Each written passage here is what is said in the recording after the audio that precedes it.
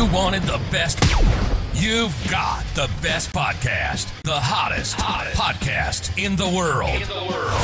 The Chris Voss Show, the preeminent podcast with guests so smart you may experience serious brain bleed. The CEOs, authors, thought leaders, visionaries, and motivators. Get ready. Strap yourself in. Keep your hands, arms, and legs inside the vehicle at all times, because you're about to go on a monster education roller coaster with your brain. Now, here's your host, Chris Voss. Hi, this is Voss here from the ChrisVossShow.com with a monster education roller coaster with your brain. That was a lot to put in that thing. I can't believe I wrote that. The poor radio guy who probably had to do that was just like, is this guy serious? Actually, he was really great. He was on Fiverr too. So if you ever want a good referral, the guy who makes great intros, he's one of those radio guys who's worked in radio forever. So anyway, guys, welcome to the big show. We certainly appreciate you guys coming by. Vince had some amazing guests. Be sure to watch for those. Also, be sure to refer the show to your family, friends, and relatives. As you know, we're going to be talking to an amazing woman today. She's the creator of what she calls Rise Lean and the Lean Instinct Formula. We'll be talking about weight loss, how to live your best life, and your relationship with food.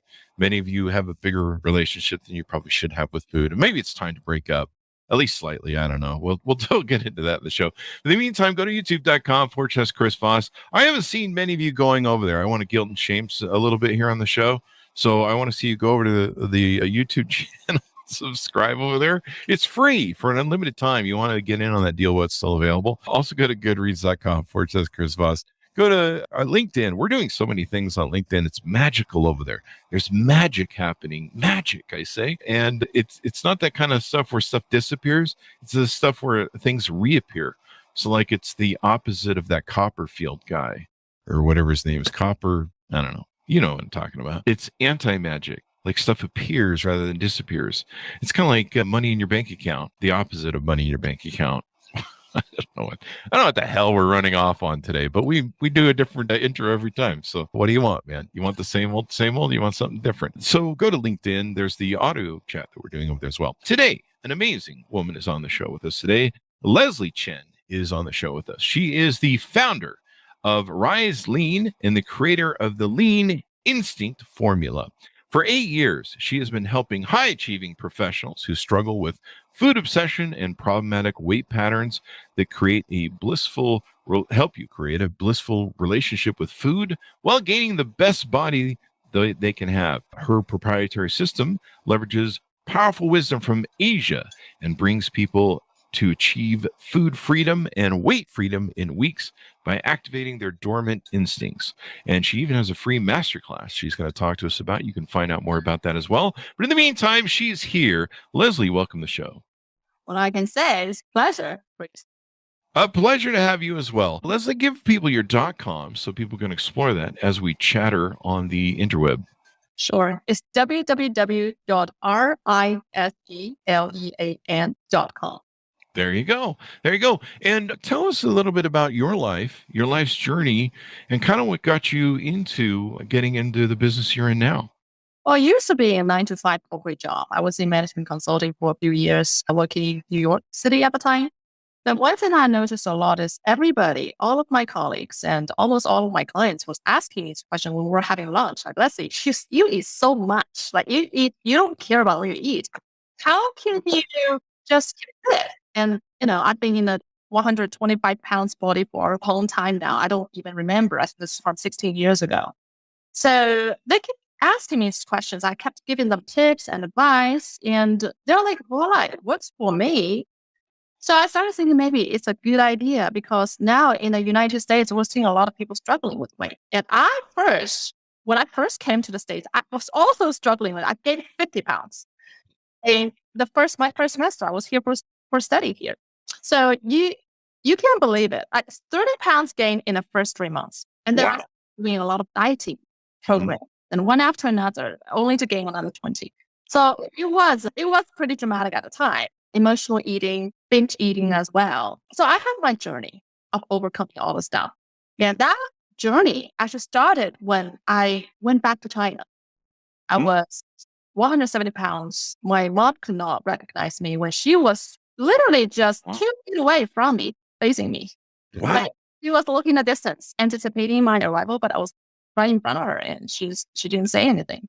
Wow. And I didn't say anything as well. But back home, Are you sure she wasn't ignoring you? Because your moms can be mean that way sometimes. no, she. My mom's been ignoring me from birth. No, she hasn't.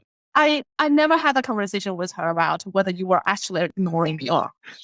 I think she might, and she might be reacting as well because she saw the changes. She might be reacting her mind to think about how she should, what she should say.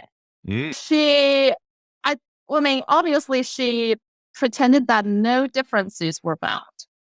So she just, had me, and we greeted each other and went home. I told myself that I was not going to diet at home because before that I was on ketogenic.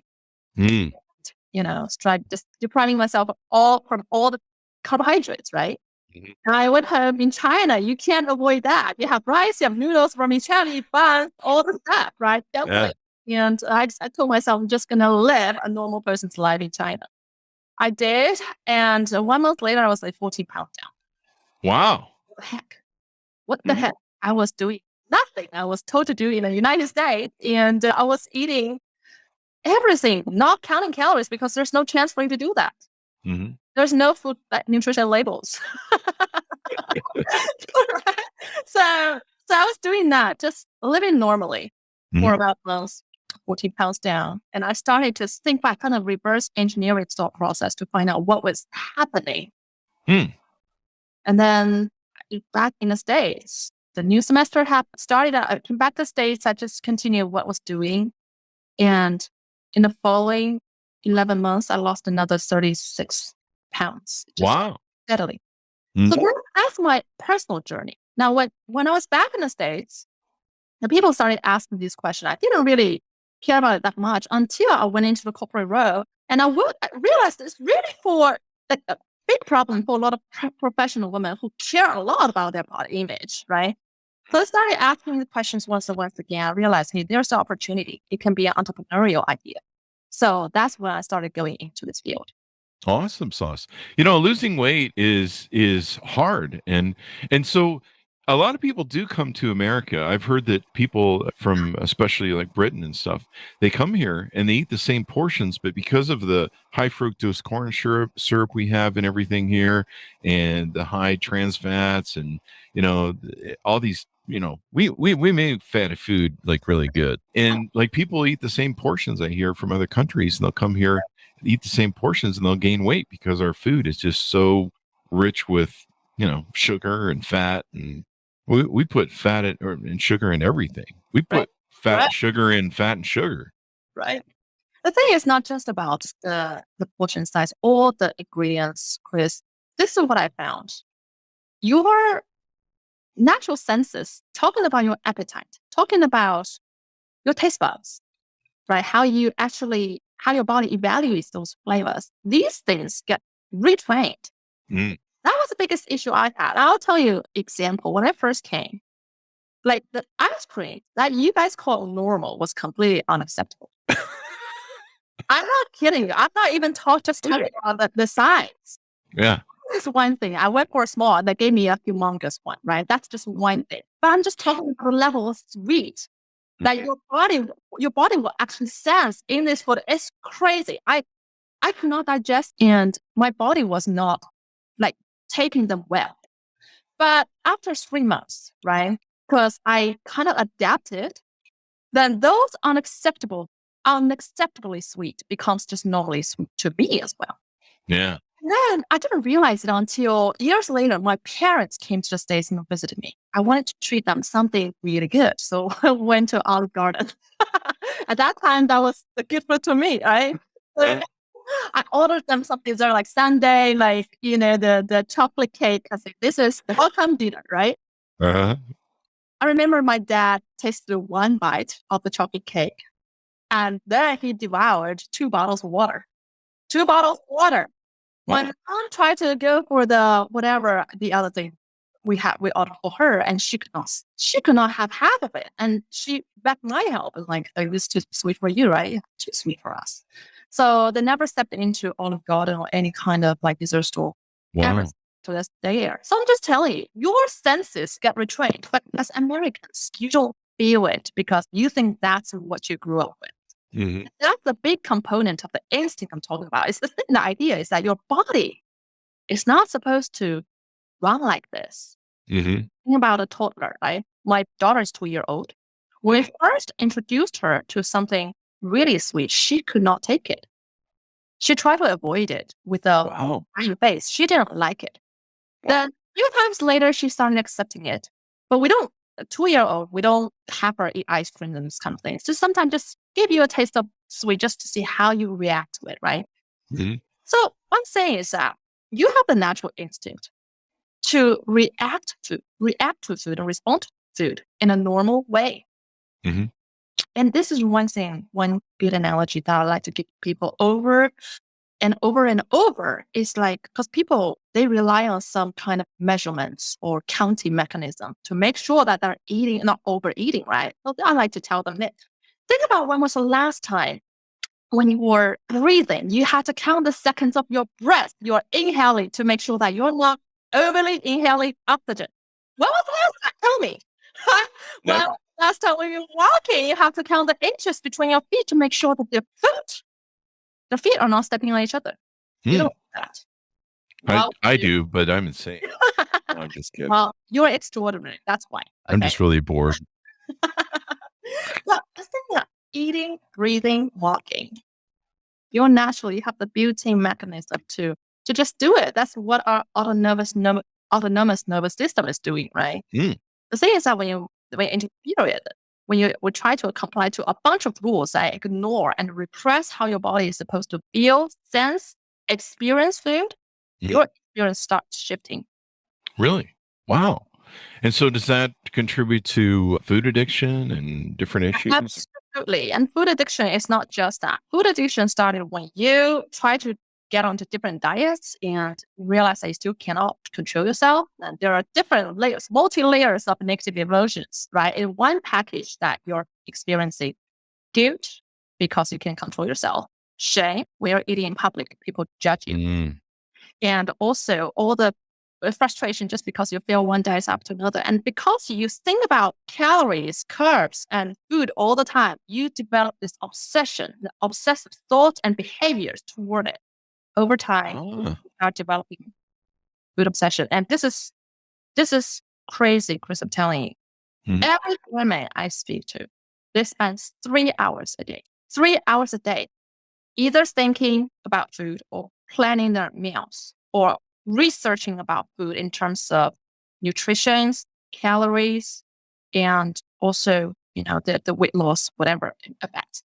3 hours. Mm-hmm. And that's 3 hours per day. Over the week, that's how many hours? Over a year. Consider what you can do, right, with that amount of time. 3 hours, that's a long time. Like, I don't spend that much time deciding what I'm going to eat from day to day. I just I don't know, I'll eat this thing. It's laying here. Exactly. And the thing is that they never realized it. They don't even realize until I asked them, yesterday, how many hours do you think? If you think back, right, how many hours in retrospect did you spend on thinking about or any behaviors related to other than just eating your normal meals? Is that a sign of food addiction if you're spending that much time thinking about food? Of course. Wow. Yeah, definitely it is. I don't usually think about. Sometimes I have like a back thought, like I'd really like a burger, and I'm like, no, you're not doing a burger, and like it'll haunt me for a couple of days, but I don't spend a lot of hours on it. But it's like, really want an In-N-Out burger, and I'm like, you're not getting one. Eat the salad, and I'll eat the salad. Right. But after about 2 or 3 days, I'm like, okay, fuck it, I'm gonna get a burger. And I get it once, and then we're done for a while, and And it can be compulsive. Because it can be compulsive. Yeah, it can. Like over time, it becomes your programming. It becomes the dominant programming that runs you ever since you wake up in the morning. You start thinking about, what should I eat? Oh, no, actually before that, you start remembering what guilty food you ate yesterday. And you start, getting into this trance of emotions about food. And it's compulsive because you either regret about yesterday or worry about today or tomorrow. All around food. Is that what we're doing? We're regretting what we ate yesterday when I had that In-N-Out burger, and now I got to eat that salad now. Is that yeah, the ketchup sort of mentality? Think about somebody who is especially cautious about what she eats or what he eats, right? So I'm just giving you an example. Like when I was struggling with this problem, or when my clients are struggling with these problems, when they go to the restaurants, they don't focus on Yelp ratings in terms of do they provide delicious food. What they're really thinking about is what is the lowest calorie salad option I can find in the restaurant? Do they even have that option? I want to make sure I'm not eating excessive fat. I'm not eating excessive sugar or any sugar. I'm not eating excessive calories. I want to make sure that I'm not feeling guilty after the meal. But the trick is you set all the rules for yourself. You go into a restaurant, you eat obey all the rules. You still come out with a lot of guilt. The guilt comes from not being able to just eat like a normal person. So it's guilt and guilt and guilt no matter what. Yeah, a lot of people think of, that it's kind of an old trope that they're like, diet, word die is in there. You're going to die if you diet. So yeah, sorry, go ahead. Let's talk about your program. So you've got a program that called Lean Instinct Formula. Your company's called Rise Lean. Let's talk about, I don't want you to share the secret formula with us. So obviously the people need to work with you for that, but talk to us a little bit about how you developed that and what the overview of what that entails, if you would, please. How I developed this, it's actually a completely reverse engineering process. I lived in China for 19 years before I came to the States. 4 years in the States, I went back to China to work for another 2 years and then moved back to the States again. So I'm back and forth between two countries and basically two different food systems too. Then I started thinking, why, like in terms of Asian people, not just Chinese. If you look at the Japanese, if you look at the Koreans, honestly, we don't even know about calories until we have the word translated from the Western countries. And example, in Chinese, we pronounce calorie as kaluli. We don't even have the word. It's basically purely phonetic transmission. Wow. From English, right?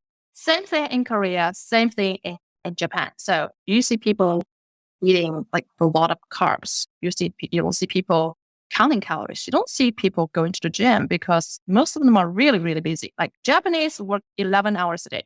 Wow. Chinese, the industry I was in, not shorter. Okay. So you also have a family to raise. You don't have time for gym. Talking about average people, right? You don't count calories, you eat whatever, but still you are able to remain fit. And I'm not just talking about Asians. If you look at the French, right? French eat everything in a dictionary. Yeah, but they hate themselves. I think that's where they burn most of their calories, isn't self-loathing. I don't know about that. Maybe. That's a French joke. I think in waving white flags, surrendering to things. Anyway, right. That's a French joke. And I was wondering whether it's just American or the people in the Western world. So I happened to have this opportunity to work in Italy for half a year. All right, not half a year, 5 months. And I went to study in France for 3 months. So I was observing how people were like there. And those days, I was already aware of the calorie thing, right? Because people that I had weight loss and, weight gain journey. So I was in Italy. I was sitting with my friend there and they're eating pizza. So I just tentatively asked them, hey, do you know how many calories are in this one slice of pizza? So I just tentatively, because I'm just curious, do you know or not? Because you seem to be really carefree about it. And it's like, we don't think about calories. What's calories? Wow. Calories? What I that would be? Well, if you have traveled to different countries or worked and lived there, you see multiple examples, multiple groups of people not caring about this thing, right? But still manage to maintain their fitness. You start wondering who is right and who's wrong, who is the normal, who is the abnormal. Yeah. My living experience and work experience in different countries show me that we don't have to be like this. So there's got to be something within your instinct. Right? So that's the starting point of the reverse engineering. It's a thought process. Starting with the thought process. Then experimentation. Because after working with all of these women, I realized that major barriers for a lot of people is that they don't know how to eat without counting. That's purely a mental thing, right? But it's also backed by the realities because they're so misled by the fat diet industry. So they really don't know how to eat. Like I see people eating, right, it's true. I see people would eat fried chicken and after fried chicken, and they say that, oh, because I'm eating less than 1,800 calories per day. So I'm healthy, I'm eating healthy, right? That's just, like it's not true, right? So people have really different understanding about what it means to eat well. And this is a big factor that contributes to their food issue, like relationship with food.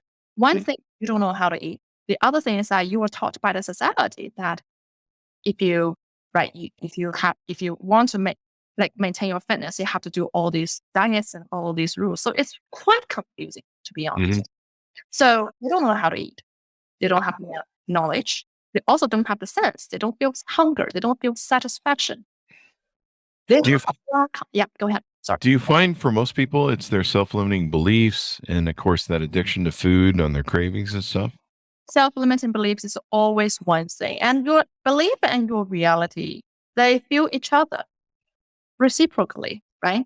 Yeah, your belief is feeling your belief, your reality, and your experience is also feeding into your belief. And sometimes they inherited the belief from their surrounding, from their parents. They grew up seeing their mother or their aunts, or sometimes their dad as well, struggling with the eating relationship with food. So they get the idea that if I'm not on some restrictive dieting program, I can never get my weight in control. They grow up this kind of belief. So that's a subconscious programming thing, right? Over the years. And naturally your reality is going to fall into that kind of belief. And this is what we do to help people as well. In order to really have a different relationship with food that is based on freedom and confidence, you have to shift your belief. But you cannot tell people to shift the belief just by telling them to do it. The belief is the belief, right? It's not like just like a weed, you can just plug it out. People change belief by changing their their experience first.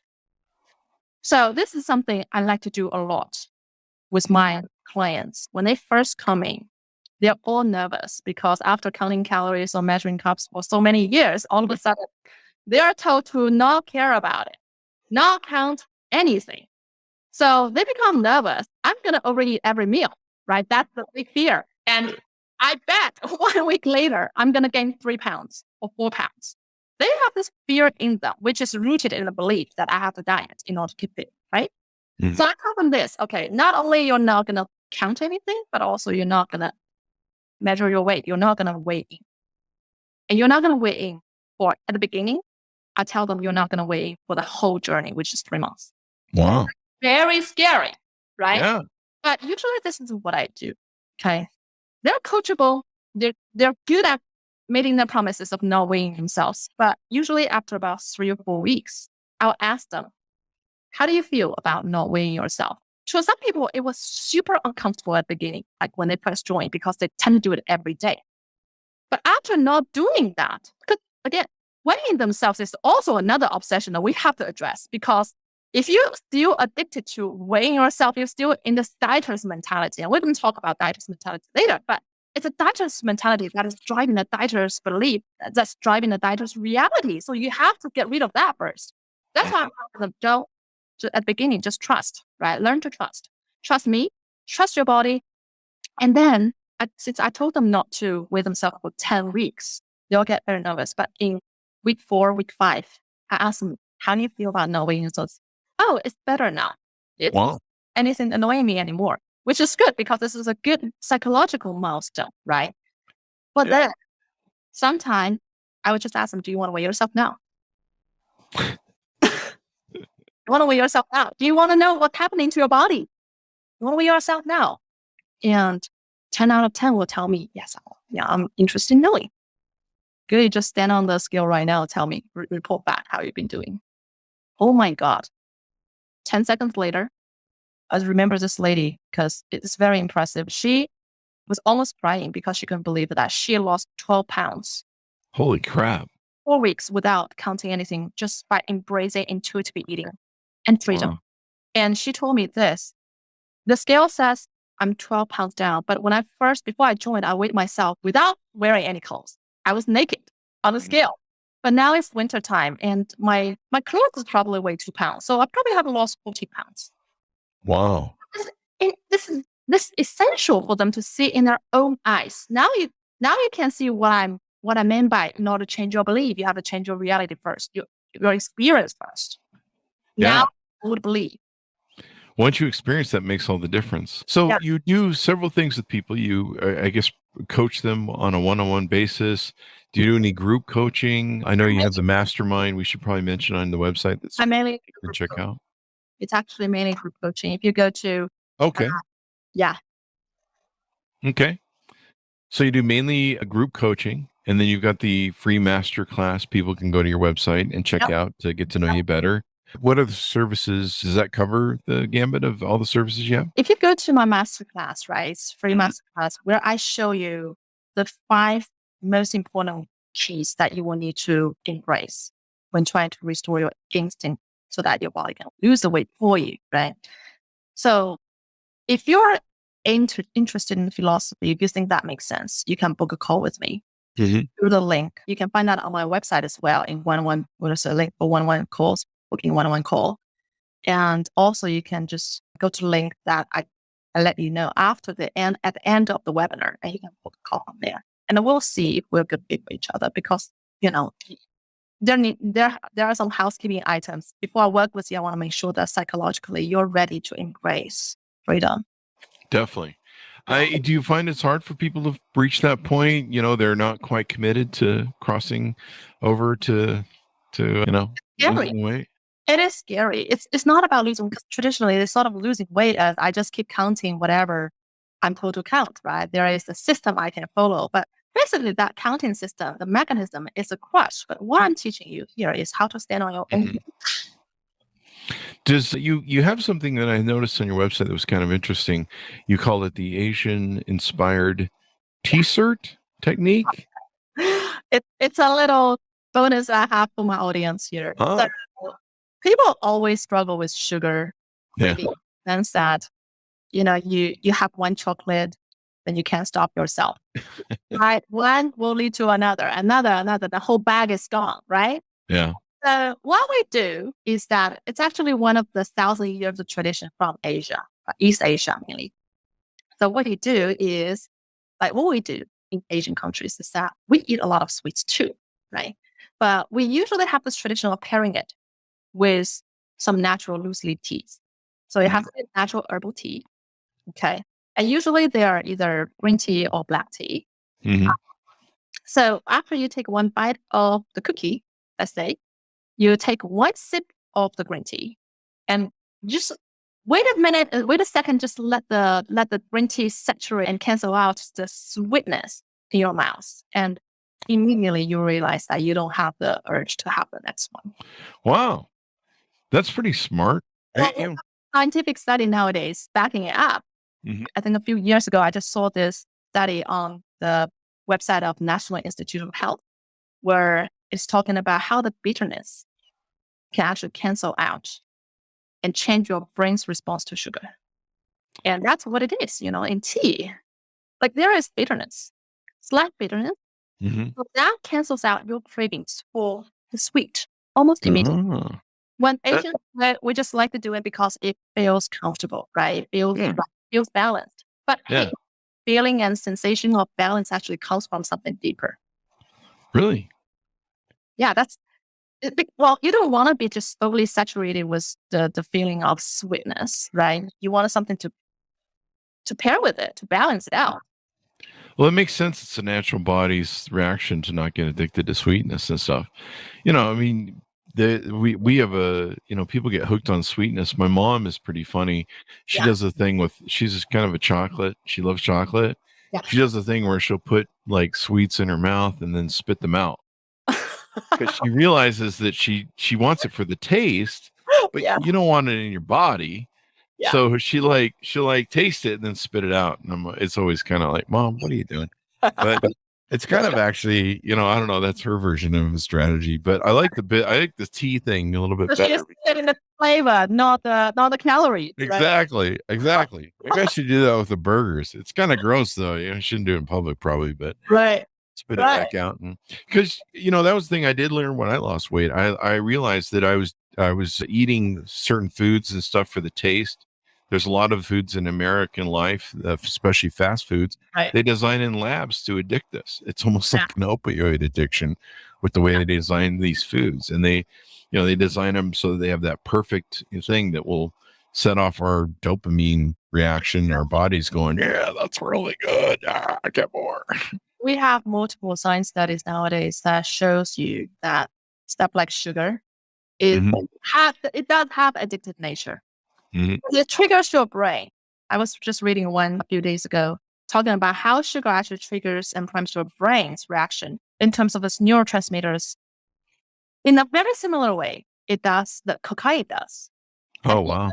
Yes, even on a similar level. Think about it. But look, yes, food being addictive is one element of it, right? It's a one component of the whole food addiction and the weight loss the weight pattern thing. But how about you as a person? You actually have the independence from this kind of craving. Like instead of just wanting to have that chocolate, you just don't feel the natural urge of wanting it. So that your coworker will hand you something, you can just elegantly say, no thanks, I don't feel like it. That's awesome. I mean, that's the way to be. I mean, we're supposed to have control over ourselves. And the fact that we can get addicted to stuff is just crazy. Anything more you want to touch on about what you do and how you help clients? I want to touch on something that's very important to whoever trying to find freedom from this weight pattern and also the eating pattern. No matter what kind of journey you choose to go for, okay? Because there are so many different types of weight loss or eating kind of coaching products out there, right? So no matter what you choose, you have to have one clarity as to what is going to be the end goal out of it. Because here's the thing. There are mainly two categories here, okay? No matter how many gazillions of brands you can find. One is the category which I call it creating dieters. So basically, it gives you all the rules, dieting rules. Most of them are restrictive rules as well, and you have to follow. And yes, you may see some temporary weight loss results, but over time, what it does is really training your brain, your belief, your relationship towards the direction of a dieter. But here's the thing that most people do not know. A dieter and somebody who is holistically healthy and holistically lean and free, they are two different species. Given how differently they think, how differently they eat, and how differently their body functions, and how differently they experience life. And you cannot walk onto one path hoping to get to the other end goal. You know what I'm talking about? Yeah. So you have to bear this in mind. If you want to be a holistically lean and healthy person, you got to find a path that leads you there. Right. So pay attention. Give yourself some moment to think about what exactly you want. And before you go into commit to a program or commit to a solution, think about where it is leading. That's the key message here. Definitely.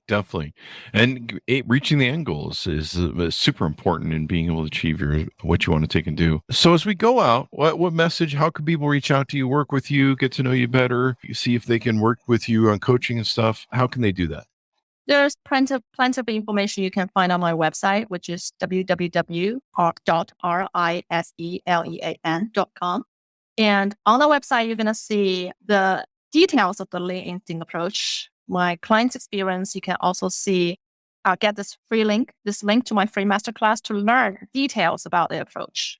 And if you think this is for you, you can get onto the phone with me and I'll have a conversation with you to sit with you to do an assessment into what is your fastest and best route to get to your goal. There you go.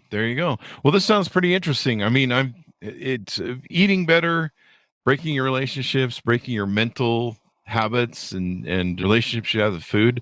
Food is you're not supposed to have a relationship with food in my mind.